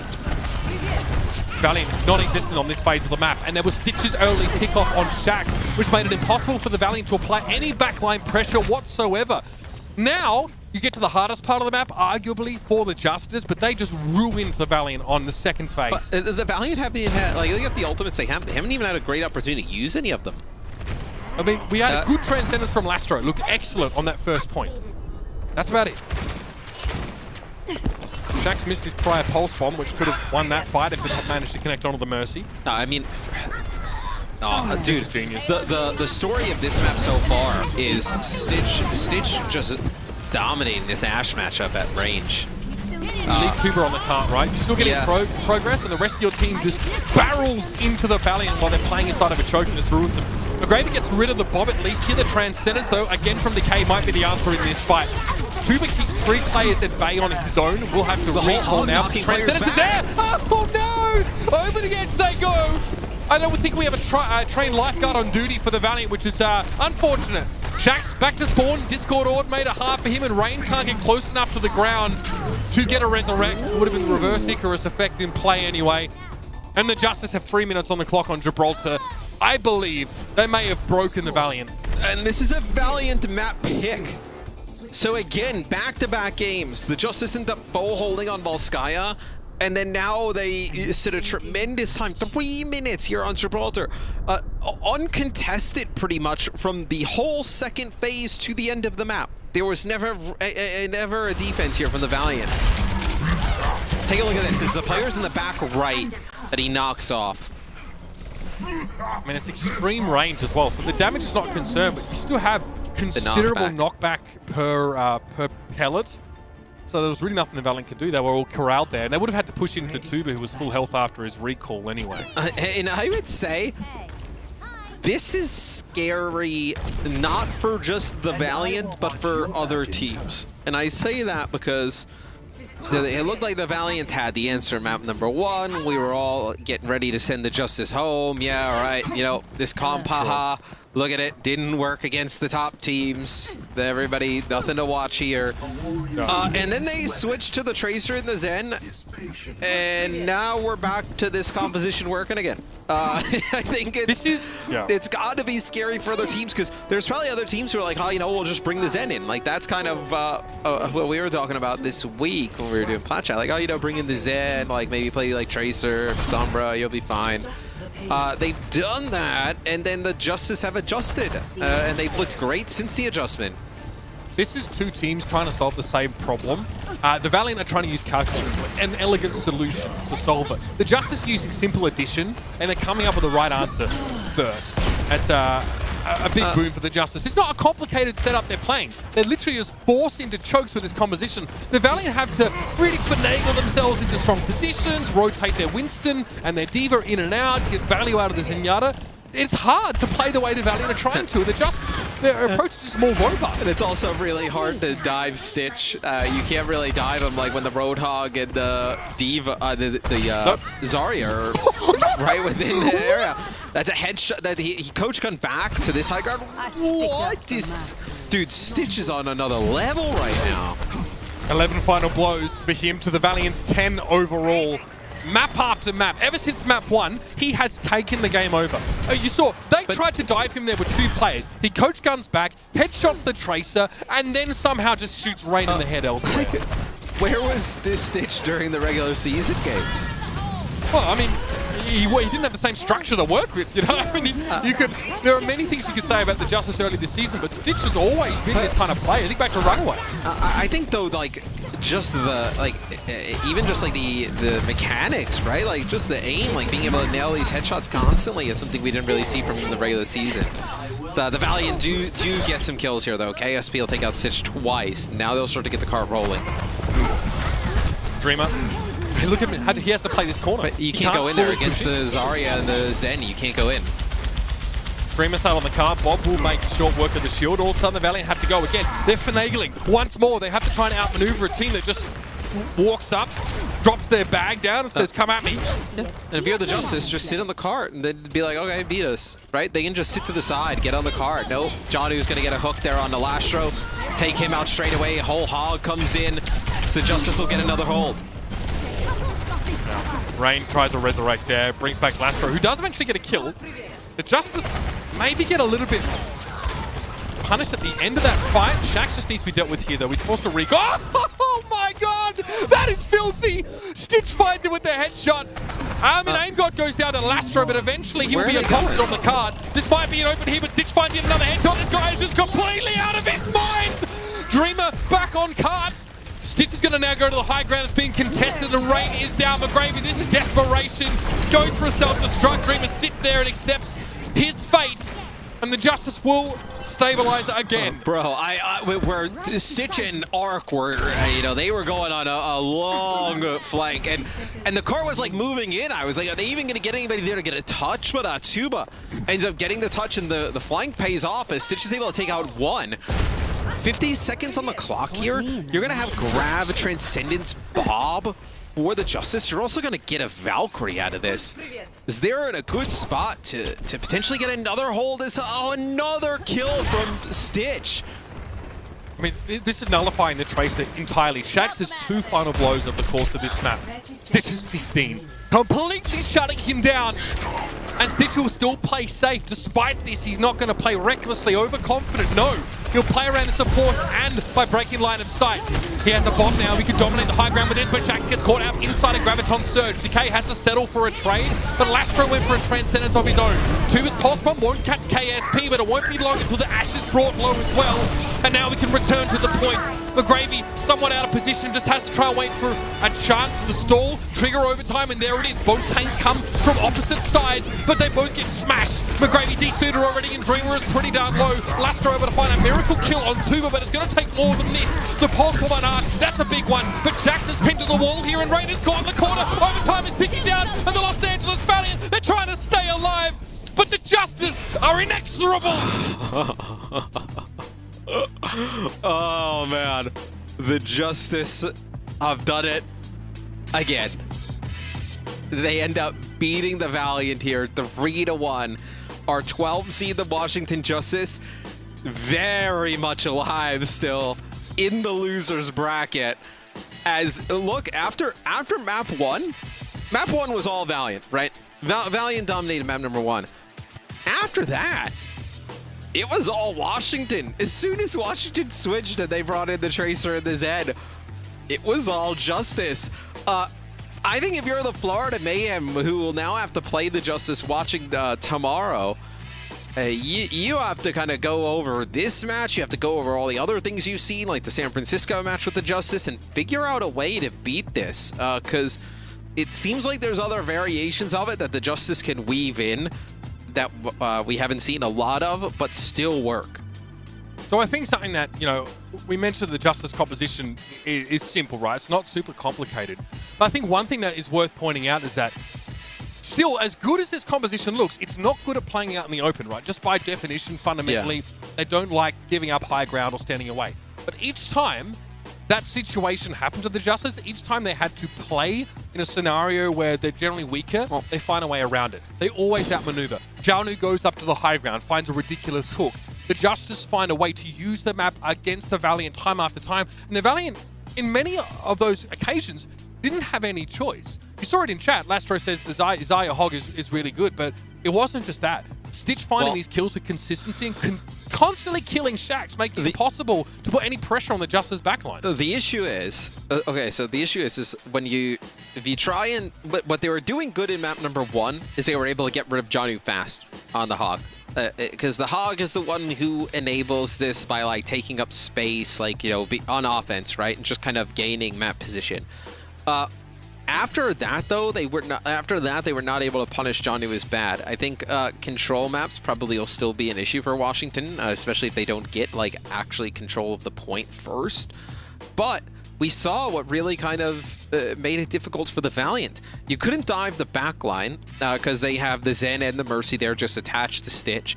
Or you don't have a Tracer. Right, and if you do, you know, they have a Tracer to go right at your Ashe, and they have the Hog, who is always at the ret and just going to yank one of your supports out of nowhere. And then if you dive the Hog, if you don't get rid of Hog fast enough, you're going to lose. Because they just have, there's just so much health that you can't possibly stay there long enough as those dive tanks and be in there that long. So if you don't get rid of the Hog early, you're going to lose that way as well. It's a really interesting comp. It's going to be tough to beat. Yeah, I mean, and look, the Justice know enough about how their comp works to galvanize their weaknesses, right, against teams that are playing dive tanks. Fantastic stuff. But I think it's pretty easy to figure out who our player of the match presented by Xfinity is going to be. Stitch in Time saves 9, and I'm sure the Valiant wish they had more of that left, but they don't, because your player of the match is Stitch, who looked unbelievable on the Ashe across the whole series. Just ridiculous. Tremendous. I mean, think about going up against Shax on Tracer, then KSP on the Ashe, 2 players who have been amongst the best in the league at those positions throughout the year. And Stitch winning, you know, a lot of those engagements, which is massive. It's something I think has gone unexpected. Is like, you know, we knew Stitch had the capabilities to like be a good hit scan player. You know, I don't know if you would kind of consider him one of the best in the league, but in the playoffs, he has looked that good. Like whether it be on the Ashe, whether it be on the Widowmaker, he has really come alive.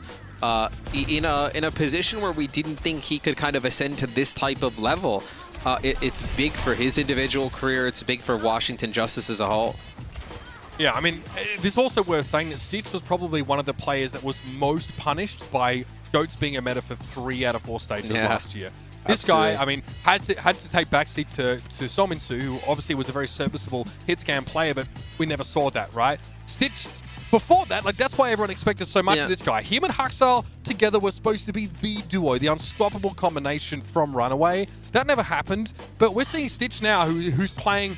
People need to remember that he was this kind of player before he got to the league, like kind of the guy that could take over these matches. Now he has the opportunity to do so, and everyone's like, oh my god, how do we counter this guy? It's like, well, it's very, very difficult if the enemy Tracer cannot get to you in the back line. If you keep literally just shooting him in the head as they try and approach. You only have 3 blinks.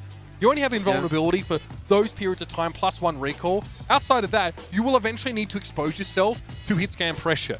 And someone like Stitch is good enough to take advantage of that time after time. Well, that's what you're going to get, a result like this. So now we get a fascinating result. The Mayhem were probably concerned about going up against the Valiant again because they're 0-2 against them in like the last 3 weeks. Now they go up against the Justice, and I don't reckon they know what they prefer because Washington looks so scary.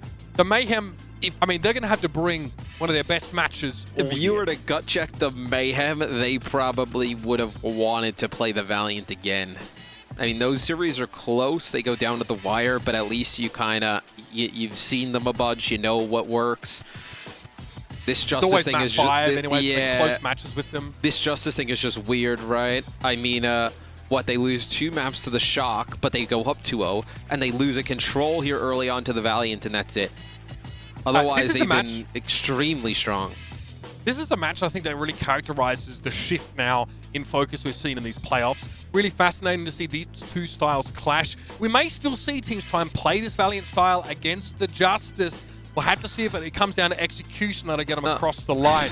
Matt, any last thoughts before we move on? Yeah, I was like, maybe we see them try and play like Sombra Reaper type stuff with the dive, because we've seen the Florida Mayhem play that a considerable amount. But with the way, why didn't the Valiant play it? That was their go-to style before this game. But with the way Stitch is playing, you can't allow him to just fire in, because then you're playing all in on getting rid of Roadhog. If you go with the Sombra, the Reaper, the dive, you're all in on Hog. If you can't deal with the Roadhog and get him out, that also allows probably AimGod to play some more Ana. Then you'd be in a lot of trouble. I am interested to see what the Florida Mayhem come out with tomorrow. Well, now we're going to hear for a moment what Decay has to come out with. He has an interview with Frankie. Thank you very much, Mitch and Matt. I'm here with Decay from The Justice and Armstrong, our translator for this interview. Decay, Justice had a poor regular season. So what was the mood like in the team when you first joined? DK 선수, 저스티스가 이번 시즌 조금 힘든 시즌을 보냈는데 처음 저스티스에 합류하게 되셨을 때 어떤 기분이셨나요?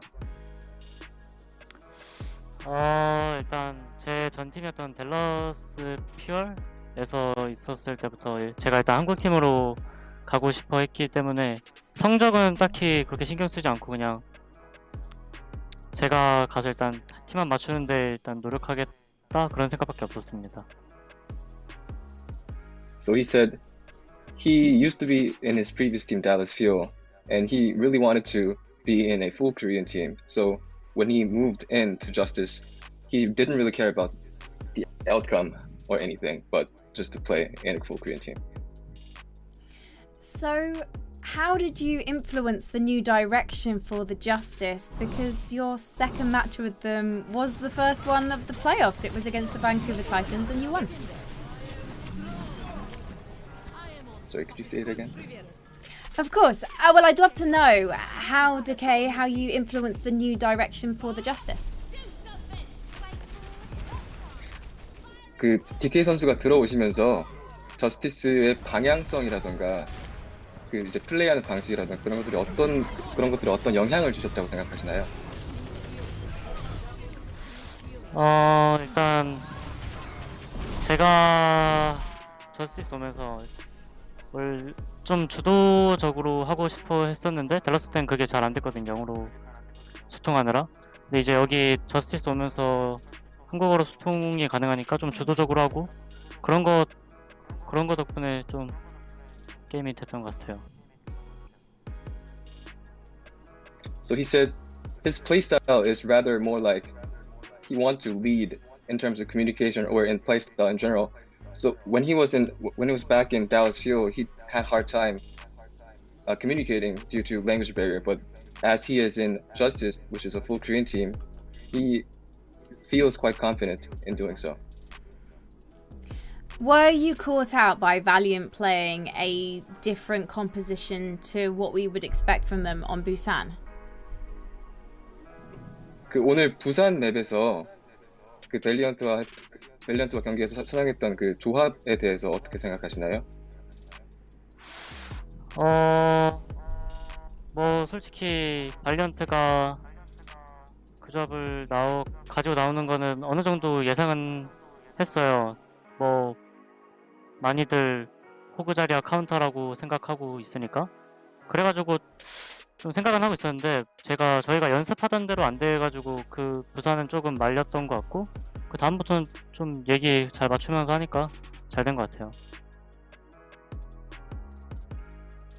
So he said we expected their composition because their composition was considered as a counter of Hog Zarya, but although it was expected, they initially had a hard time playing as prepared. But as they go, it worked quite well after Busan. Decay, you and Janu are a hyper-aggressive tank line. How do you stop your supports from being picked off and punished? DK 선수와 짜누 선수 굉장히 좀 하이퍼 어그레시브한 탱크 라인으로 여겨지고 있는데 그런 상황에서 보통 그렇게 공격적으로 플레이하는 상황에서 라인 서포트 선수들이 이제 픽 당하는 거를 잡히는 거를 어떻게 대처하고 계신가요? 대처한다기보다 일단 저희 공격적으로 할 때 저희 뒷 포지션들은 좀 뒷 포지션대로 맡기고 있습니다. 잘 살고 잘 잡을 수 있게 뒷 포지션 맘대로. He just let them play as themselves. And I've got two more questions. We saw Tuba switch from Sombra to Tracer for most of this series.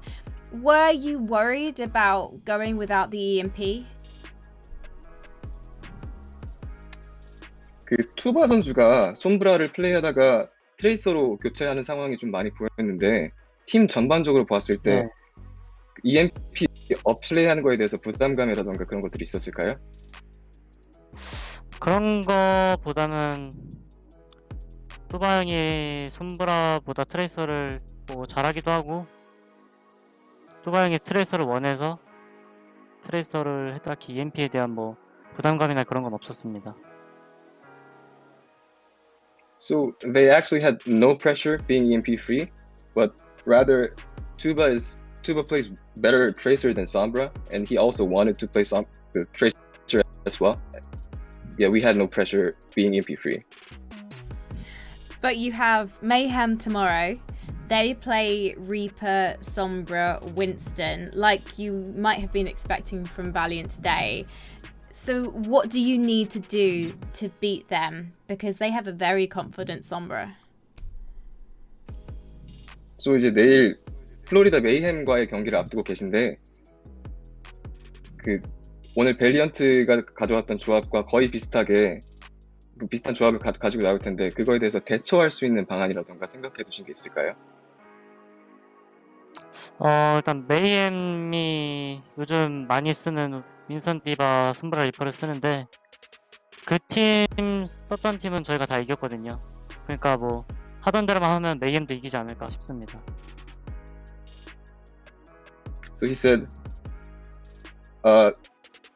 Mayhem might Winston Diva Sombra Reaper, which is quite a common composition, but also we beat every single use that comp. So we're pretty confident we will be winning as we play tomorrow.